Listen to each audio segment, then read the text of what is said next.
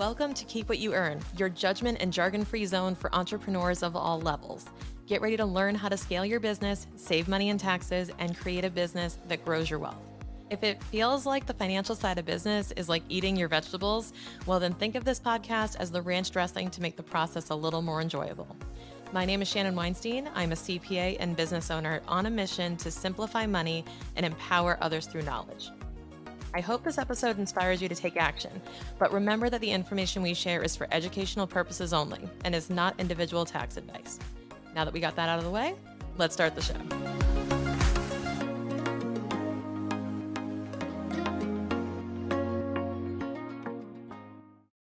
So when it comes to tax planning, most of the time, this is what entrepreneurs really want. They really want tax planning, but they don't know how to order it off the menu sometimes. And accountants generally see themselves as tax return preparers, even though they have the skill set and the ability to offer tax planning, they don't. And we don't know why.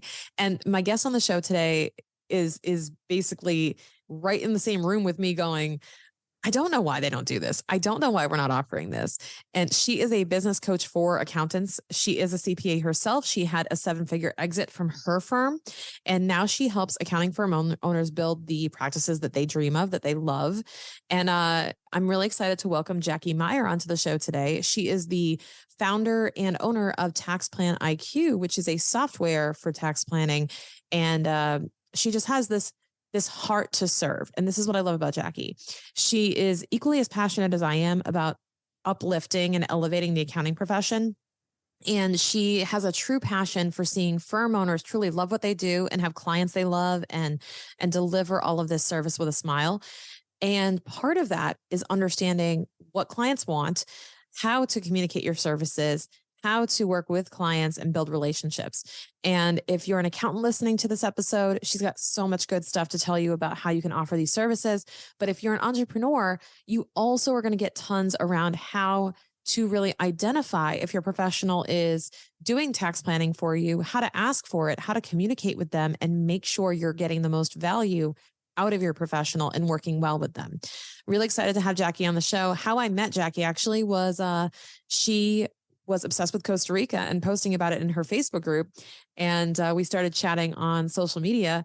And next thing you know, she was down in Costa Rica visiting to look at properties.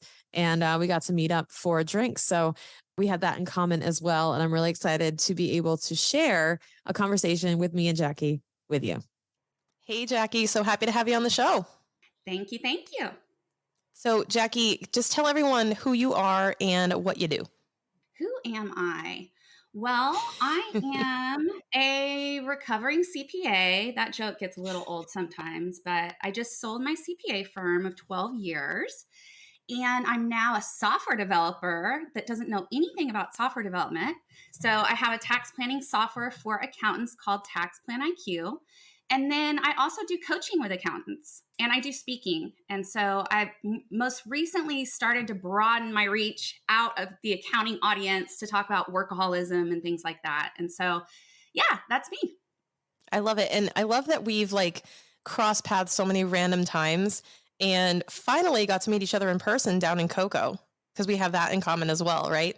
Yeah, for sure. So we randomly crossed paths on Facebook, social media, then became immediate BFFs because my goal is to get to Costa Rica and Shannon's already in Costa Rica. And then I begged her to meet up with me when I came down to Costa Rica last month. And you almost didn't show, but it worked. Remember, you had a friend in town. Oh yeah. We had conflicts, yeah. So yeah, but that was really a great convo. We think a lot alike, so I'm glad to know that for sure. Likewise. And I love that. So I love what you do is you bring such a fresh perspective, just like a lot of us are trying to do. We're kind of fighting the current in the CPA space, trying to do things a little bit differently. And I want to hear from you on a little bit about how did you get into accounting? Because I know we're very similarly minded. So it's how did you end up in this profession? And how did you shift your mindset into what it is now from maybe when you started? Oh gosh, where to start? Okay, I never wanted to be an accountant. I don't have anyone in my family that was an accountant that I know of. I just wanted to be able to take good care of myself. So I wasn't actually raised in a very balanced environment. And so I also had to take care of myself at an early age financially and emotionally. And so I thought, what better than to go into business, right? So I went for my undergrad in finance. I started working for this tiny CPA firm slash financial planner in Fort Worth, Texas. And he had me do some tax returns. And I fell in love with the idea of being a detective and finding like new deductions for people and like not coming from a lot of money. The fact that I could like magically produce money for people legally was just so mind blowing to me. And I just adored it. So I went back and got my master's in taxation. And then now I'm doing a doctorate in leadership. But I started my own CPA firm, 12 years ago and never looked back. I love it. And I love your perspective on you see a tax professional as somebody who recovers deductions, recovers money for people, or finds ways to, like you just said, like create money for the taxpayer out of thin air, basically based on your knowledge. And I think that that's a unique perspective, because if you ask most accountants what they do, it is prepare the returns, do the paperwork, right? Check the boxes, do the compliance work. But your strategy is completely different. It's more strategic. It's more based on, what can we do to add value to the clients, which unfortunately is too rare right now in the industry. Yeah, for sure. It is sad. We're hitting some roadblocks with Tax Plan IQ being targeted directly at accountants. There are some really forward-thinking ones that want to get into tax advisory or understand the tax advisory side of things, but there's a lot that don't, or they're just too swamped because the industry's rough. Every industry's rough right now with staffing, et cetera. And so someone the other day just gave me the idea, maybe I should talk to taxpayers directly. Maybe you, the listener, should demand tax advisory services from your accountant because you don't deserve anything less. Yeah. And I think that a lot of people listening, well, if you've been a long time listener, you've heard me say this several times, but most people assume that their tax preparer is saving them money. So let's just bust that myth right now. Is their tax preparer saving them any money in taxes? Typically, no. You might see some of those retroactive savings. There's a few things you can do after the fact. So you finished your tax year, you're prepping the return. You can look at a couple retirement options and, random stuff like that are due the next year. But in general, you have to be looking in the tax year at hand or before 12/31, and maybe even before that in some cases, to proactively be doing planning. And so if you're not sure if your accountant is doing that, if you're not talking to them at least once during the year about that year and seeing what that projection looks like, but then also talking about ways to reduce the tax due, they are not doing tax advisory services. They're just doing tax prep and maybe some tax projections. I totally agree. And you just mentioned ask and demand tax advisory services, right, from your accountant. I would say absolutely have a conversation with your accountant saying this is something you're interested in. But a lot of people listening are intimidated at even having that conversation. And they're like, what do I ask for? How do I ask for that? How do I show up and quote unquote demand this type of service? Well, how should I be phrasing it so they understand what I'm looking for? Because I find there's a huge communication gap between most accounting professionals and their clients in terms of understanding each other. What is your advice on how they can actually order that off the menu? Yeah, I guess question number one is tax advisory services a part of your core service offering, Mr. or Mrs. Accountant, right? And then even if they say yes, we need to do a little bit deeper dive, right? And it's like, okay, so what are some of your favorite strategies? And then maybe pop it in a chat GPT or something to double check them. Because I know you're not going to know a whole lot of the stuff that they spout out. Or maybe that's the best thing, right? If they start saying things you don't understand at all, then you're like, okay, cool. They're onto something here. Yeah, if you've never heard it before, just make sure they're not making it up, but I don't think they would. I think that the key thing is to say, I'm interested in like the goal. So like, I want to save more money in taxes, or I feel like I'm overpaying. I want to make sure we're taking advantage of all the strategies available. Do you offer some type of tax advisory services that will be designed to help me maximize strategies? And if they say, no, we don't, what's the next step?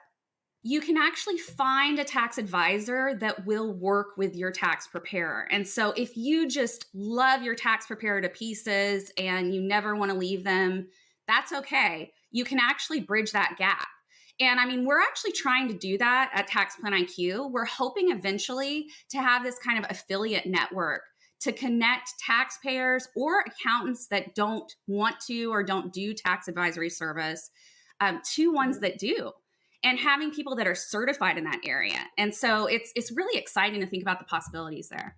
I love that. And when people are exploring that with their tax professionals, right? You just mentioned you should be meeting with your tax professional multiple times a year, like at a minimum in April to discuss the outcome of last year, and at a minimum sometime during the year to make sure you're planning for the future. I would say at least 3 is pretty good, 3 times at some point during the year. Now, let's talk about what, for the folks who are listening, they're like, great, I can arrange the meeting. What the hell do I ask? What is it for? What should I be paying attention to? Because sometimes I've just noticed this stalemate with a lot of clients and tax professionals where the tax professional is like, I'm waiting for them to ask questions. And the client's like, I have no idea what the hell to ask. Yeah. Right. And it's this constant, like, 2 magnets in the same polarity, right? Like this resistance of nothing happens because nobody is meeting in the middle. What, for those listening who are the clients, who are the taxpayers, what would you say? Hey, ask your professional these types of questions, or make sure you're bringing up this type of topic to kind of provoke and get the wheels turning. So first of all, to address the number of meetings, I would say once you're already like on a schedule with an actual tax advisor, meeting can be very loose terms. So as long as you're communicating in some way or aspect, because it's just about actually knowing current events that are going on with you. We do an annual strategy meeting with a client. And so we review the ROI that we got them the year before. And then we ask them, how are you? Tell me about you. Just what's going on this year? New house, new husband, wife, new kids, anything going on? Yeah. And it takes a little bit of training, even for the accountant, to know what types of questions to ask. But again, we're trying to help accountants with, I've got templates for that kind of stuff, the types of questions to ask. I like to kind of focus on, do you have a side hustle that you'd like to turn into a business if they don't already? Do you have a financial advisor? Do you have healthcare that costs you a lot of money? Because that's a great strategy that you can focus on whether they have a business or not. Are you maxing out all of your employer deductions? So those are really basic questions I would ask like a W-2 employee. But that would take things to kind of the next level, because if there's a yes in any of that, there's a way into strategies and there's some ROI there. Yeah, I think that's totally true. You have to also be, I think also as the client or taxpayer, you have to be forthcoming with information like this. Like if something major is going on, you should feel, I want clients to have that instinct to be like, oh, I got to tell Shannon about that. So that it's not like an afterthought and it's like, oh yeah, I had a kid, I didn't tell you about that. Like, I know be that involved in those things all the time. Divorce, kids, marriage, people are like feel ashamed or something about the divorce side. And it's really important to communicate those things, because we're not going to hold judgment against you. We just want to plan to minimize your tax liability around it. So yeah, let us know. Yeah. And let's talk about what you can expect as a taxpayer in terms of, so another thing I always see is the tax, preparation versus advisory, but also understanding that there is a price difference between those services, because you're paying, the way I put it is you're paying a publisher versus a co-author, right? So you're paying someone to report what already happened versus actually strategizing with you. And you don't have to give numbers, but let's talk about the difference in what you'd be expected to pay to a tax preparer versus a tax advisor, because a lot of people are price shopping and they don't realize they're comparing 2 different products. So compliance, you can totally focus on cost effectiveness and you're good to go. That is not the case with tax planning. You want to focus on the value that's being provided and the return on investment you can get. And so I actually trademarked the term of the ROI method of tax planning. And I advocate that accountants try to find 3 to 5 times more savings for their client than what their cost is, so to speak. So let's say that an accountant has identified $30,000 of tax savings for their client. There's several different strategies and methods that they're going to do. This is years and years and years of acquired knowledge that is worth so much, right? And Yeah. so you have to value price that. And so that's easily a $5,000 to $7,000 type job, but that's okay because you're netting $23K into the taxpayer's pocket that they would have had zero of before, right? Yeah. And sometimes that's annual savings too. So like they're saving that year over year over year versus paying for the tax plan maybe once. Right, exactly. So I don't know why everyone doesn't use the ROI method of tax planning. It just seems like a dud to me. If I could measure the ROI of like everything in my life, I would. I actually started trying to put an equation together for like the formula of life. So TBD on that. Maybe I'll write a book. The other thing too is that Jackie and I, right before we hit record, we were nerding out big time on ChatGPT and its role in the accounting industry. And I actually want to bring this into the conversation because I want to talk, like you and I could talk about this all day, but ChatGPT just did a tax return, I think. And She did. She did. She did. And we were talking about this like on the groups and everything too. There's a ton of fear, a ton of anticipation, a ton of uncertainty around what does that mean for our profession. And without going into too much detail on like the profession side of it, I also want to look at what can taxpayers, right? The folks who are listening, what can they take away from that? That like, can I have a robot do my taxes now? Like, could I potentially do that? And what do I need my accountant for now? I want you to answer that. What will I need an accountant for in the future? Yeah, exactly. I mean, that's the first thing that comes to mind. Are we going to be able to replace accountants completely? And I think, can we replace humans completely is the question. And the answer is no, hopefully not, unless we're going into the matrix and then they're just going to use the humans for, I don't know. So, I mean, this is something we've got to figure out, right? But I think that we can partner with AI, take some of that basic compliance, boring stuff that no one wants to do, super mundane, off of our plate, and be able to focus on higher level value add services. And so I still would advocate, I mean, I'm biased. I'm a CPA myself. I feel like we bring a lot of value to the table. I would still advocate you have that accountant in the middle of that transaction, but you allow the accountant to kind of use AI to their benefit and advantage and hopefully decrease their costs and decrease your overall costs too. I look at it like I'm sure at some point, because it was before I was born probably, but I'm sure at some point someone said Excel is going to make accountants obsolete. I do love me some Excel. But here's the thing. I really do believe that this happened with Excel because look at like we got rid of ledger paper and we transitioned to Excel, right? And then we transitioned and like QuickBooks. It's like, this is going to get rid of bookkeepers. This is going to get rid of accountants. And it's like, someone needs to know how the machine operates. Someone needs to inform it. Someone needs to use it. It's a tool. I go, it is a tool. It is not a worker, but it's just a tool. And I'm really super stoked about it because I'm like, oh, I'm going to get tax returns done so much faster if this thing can help me, is the first thing I thought of when I saw that come out. And there's just so much going on with like polarizing opinions about how AI is going to affect the industry. Yeah, I mean, someone posted today, there's a hot, it's a hot topic right now on Facebook. I host an accountant group called Accounting from Influencers. And then for accountants on Twitter, we have this whole tax Twitter thing. Yeah. And someone's like, oh, they've been saying this for ever since I started my career that AI is going to take over. But yeah, that was Excel or that was, other things. And this is a whole new level that we're at right now. I mean, I'm literally talking to Chat GTP like they're my best friend. And I want to talk to them over a human to give me more accurate information. Yeah. So this is revolutionary. It is so exciting and scary at the same time. It is. I'm probably naive, but I'm way more excited than scared. I'm going, we'll figure this thing out. But for the accountants that can't figure out DocuSign, it's gonna be brutal.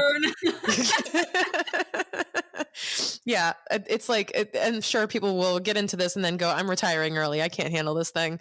This is too much. But I think that this is going to reset expectations for those of the people listening who are, working with tax professionals. I think that it's going to become an expectation that their tax preparer, their tax professional is using tools like this, because then that's going to, I think, set people apart.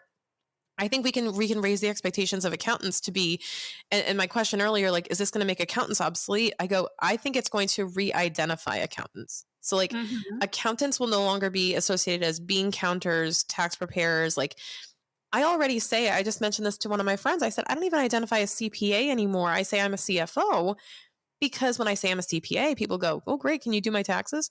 And I don't want to attract that. I'm like, no, we do fractional CFO.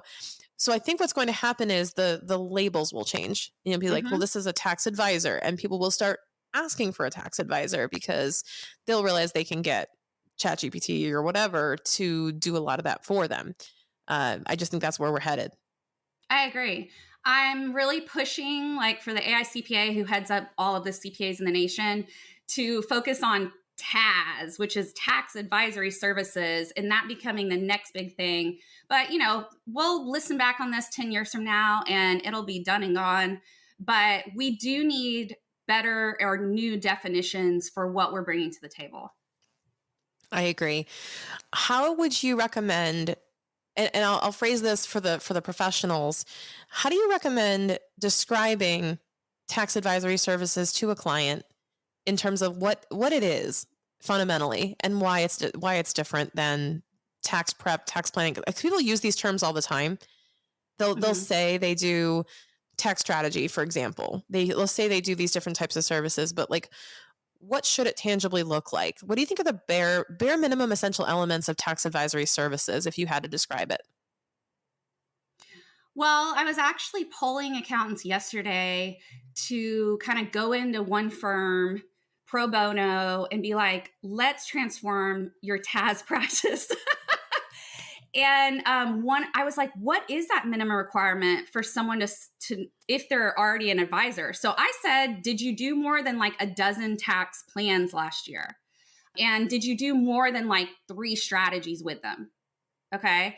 So it's like, all right, if we're rinse and repeating one strategy for every client, that's definitely a niche and there's a need there, but that's not necessarily going to serve them well if they get in more complex structuring, right? Right. So I think if the accountant has that as, something that they're doing consistently for clients and that they're able to vary the strategies offered a bit, I think that's a good starting point. Yeah. And it's something that kind of like CFO, kind of like accounting services, it can be super vague in terms of Mhm. what everyone will identify as an advisor, but like, are they really doing advisory services, or are they really just doing compliance work with a little extra? And I think that's something we have to really distinguish for the folks listening, for the people who are buying these services, because they can be caught up in tax strategy, right, as a label. But fundamentally, how much is it really saving you? And what are the strategies that you're entitled to take? Are they just was it lather, rinse, repeating the same strategy for everyone, regardless? How do you recommend? I mean, I was about to ask, how do you recommend people start identifying what strategies might be good for them? And then immediately I went, well, just ask ChatGPT. But um, Yeah, I haven't done that yet. I'm going to do that as soon as we're done with this interview. But right. I do want to give the caveat that a W 2 earner with like Mm, nothing going on, no home ownership, no charitable contributions, stuff like that, is not going to have a lot of strategies that you can do. right. That it's just too simple. The tax code is not made for those people. The tax code and all of these deductions and credits are made for business owners and real estate people. Okay. Yes.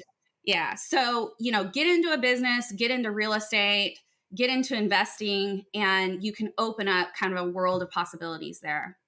Yeah, I agree. It's totally for the business owners, real estate investors, or both. If you're both, then buckle up. You got a lot of opportunity ahead of you. And if the taxpayer wants to know, to answer your question, if they want to know what strategies are available, you can go to taxplaniq.com and pop in the chat, hey, I need you to tell me this. And the more people that show up and do that, we will create it for you. Okay. So that is a promise.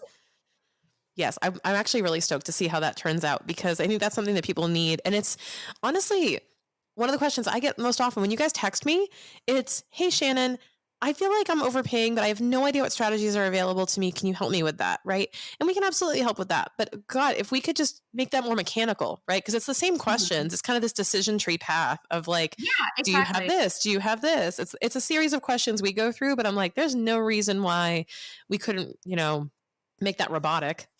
Yeah, exactly. It is a decision tree. And Yeah. so I've had to kind of manually develop that decision tree for the different strategies in tax plan IQ. And man, it is like mind blowing, like how much It's a time it lot. takes. Yeah. Yeah. But it is possible for sure. And what do you recommend doing in terms of somebody who's ready for tax planning? They want to get more into tax planning. Maybe they are that high earning W-2, right? And they're going, I want to change my situation. I mean, basically it's start a business or invest in property, right? Start looking at ways that you can build wealth and strategize in the same time. Yep, exactly. I mean, start with the basics, make sure you're maximizing everything you can through your W-2 benefits. Mm-hmm. I mean, you can't really beat retirement plans, the deferral and the match and all that jazz. So, Yeah. keep with the basics there. And then, yeah, go talk to an advisor like Shannon, like me, that can guide you with, what area piques your interest here. Right. Do you like commercial real estate? Do you like residential rental? Do you like the idea of solar investments? That's a new big hot topic this year. Yeah. And then we can kind of guide you down that path. Now, what are your thoughts on the folks who have the mindset of like tax strategy? Isn't that kind of like cheating at the game? Like, isn't that kind of, if we want to pay less in taxes, right? Isn't that frowned upon? Like, what is your kind of counter argument to those who think that tax strategy is a bit of a cheat? Yeah, that is a really tough one, especially coming from, I'm a gal of faith. And you think, well, am I taking advantage of the government by saving people all this money? And at the end of the day, I really feel like we're doing a disservice if we're not utilizing the tax code to its greatest ability. Like, who's the dummy now, right? Like, if we're not taking advantage or utilizing what's provided to us to get more tax money back in our pocket. And we know, not to get into a debate on whether the government should control our funds or not, but Right. we know that we can direct our money towards charitable causes, estate planning causes, local needs much better than the federal government is going to direct our money. And so I always just come back to that. I'm saving more in my client's pocket so that they can give back and do more for their community and do more locally. Right. And I also take the similar approach, and also that if they wanted to button that up, Congress would have made it more specific. So Exactly. it comes down to, well, Congress cut a few corners, so we're going to go and play by the rules. The rules say we can do this, or they don't say we can't, I should say. Right. That's what's so fun um, about it. That's why I love yeah, it so much. Like I said, it's detective work, right? Some people say yeah. I'm a magician, but no, it's detective work. It's a craft, and I love it. And kind of like, as we're kind of tying this up, right, I want to go into just distinguishing tax planners, right? Because you might think, okay, that you might think you could price shop, right? That you could price shop even tax advisors, because it's like, well, it's the same tax code, right? So if I have a tax advisor over here, a tax advisor over there, what could potentially differentiate these two people? And wouldn't they be taking the same strategies for me? And it's so funny. I'm even saying that because I'm laughing inside thinking about this going, there's no way. Like, there's so many variables between different people who are in the profession. Could you go into some of the ones that you've seen? Okay. So you're asking like, What's the difference between like tax advisor A, tax advisor B? They're charging these different prices, let's say. okay. How do I even know like how to shop these people, or how to select the right person for me? So who's going to get me the best net ROI, return on investment? By the way, that's what that stands for, just in case. It's like the biggest word in my mind. I almost Mm-hmm. like tattoo it on my body. And then, are they doing strategies that align with your comfort level? So someone might tell you they're going to get you $1 million or you're going to pay zero in taxes, but they might be way too aggressive and you're automatically going to get audited. I had someone tell me the other day, like, we had like these two totally polarizing opinions of taxpayers using the same accounting firm, two different partners.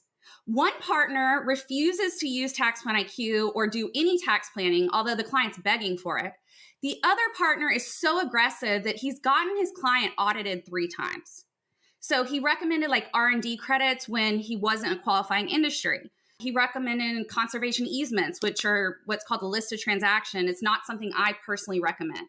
So I always ask the client, like, where do you stand? I'm never going to break the law, which you should clarify that with your advisor. You know, are you good with breaking law or not? Because I'm not. And are you like red light, orange light, or green light when it comes to how aggressive you want to be with this? I believe that it's an aggression thing, but also like risk tolerance. Mm-hmm. Like, how is your priority not getting audited? Is your priority savings at any cost? Right? Like, where are you on the spectrum of save me anything, I'll roll the dice versus I would like to just kind of lay low and sleep well at night. Like, there's a whole difference there. Yeah, exactly. Yeah. Jackie, thank you so much for hopping on the show today. I know you have to run. Can you tell our listeners where they can find out more about you and Tax Plan IQ? Sure. So go to my website, taxplaniq.com, or my more general website to see what the heck Jackie Meyer is doing these days is JackieMeyerCPA.com, JackieMeyerCPA.com. This was so fun. Thank you, Shannon. Thanks, Jackie. We're going to have more conversations soon. We're going to nerd out over ChatGPT sometime. Oh, yeah. She's a winner. All right. Thank you so much for tuning in, guys.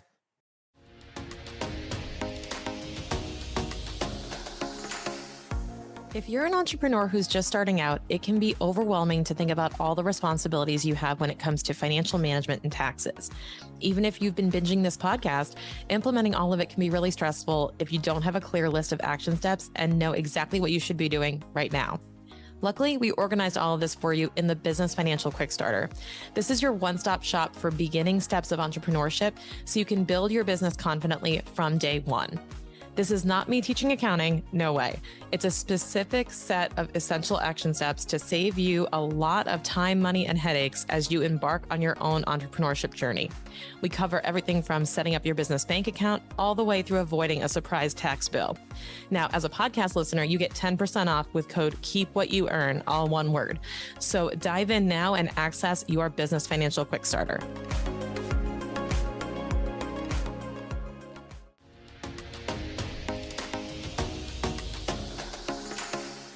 Thank you so much for listening. If you enjoyed this episode, please leave a rating and review on your podcast platform. This small action goes a long way for podcasters to get our message heard by more business owners just like you. Be sure to check out the show notes for links to information about our guests and ways to get in touch with me. We'll see you on the next episode.